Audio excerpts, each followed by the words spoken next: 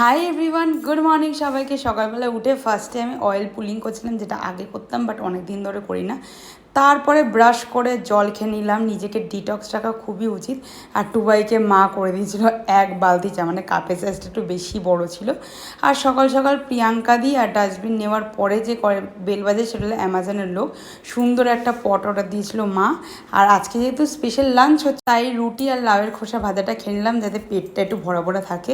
Lunch করার সময় দেখলাম বৃষ্টি পড়ছে। ইউজুয়ালি তো সবাই খিচুড়ি খায়, বাট আমরা খাচ্ছি চিকেন বিরিয়ানি, যার মধ্যে চিকেন, ডিম, আলু, আর তার সাথে সবথেকে স্পেশাল হচ্ছে চিকেনের গ্রেভি, যেটা ছাড়া আমরা বিরিয়ানি খেতে পারি না, পুরো ইনকমপ্লিট লাগে কেন জানি না।